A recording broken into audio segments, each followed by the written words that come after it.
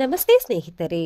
ಶ್ರಾವಣ ಶನಿವಾರದ ಹಬ್ಬಕ್ಕೆ ಹೇಗೆ ಸಿದ್ಧತೆ ಮಾಡಿಕೊಳ್ಳಬೇಕು ಎಂದು ನೋಡೋಣ ಬನ್ನಿ.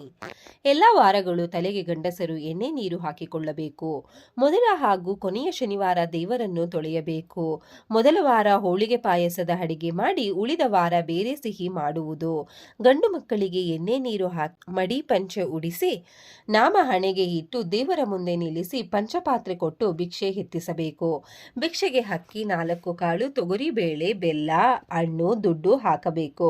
ಮನೆ ದೇವರು ವೆಂಕಟೇಶ್ವರ ಆದವರು ಮಾತ್ರ ಮಕ್ಕಳ ಹತ್ತಿರ ಭಿಕ್ಷೆ ಎತ್ತಿಸಬೇಕು. ಈ ದಿನ ಬೆಳಿಗ್ಗೆ ಊಟ, ರಾತ್ರಿ ಫಲಹಾರ ಮಾಡಬೇಕು. ಹೀಗೆ ಹಬ್ಬದ ಸಿದ್ಧತೆಯನ್ನು ಮಾಡಿಕೊಳ್ಳಬೇಕು ಮತ್ತೆ ಹೀಗೆ ಆಚರಣೆಯನ್ನು ಮಾಡಬೇಕು. ಧನ್ಯವಾದಗಳು ಸ್ನೇಹಿತರೆ. Subscribe to our channel. Thank you for watching videos.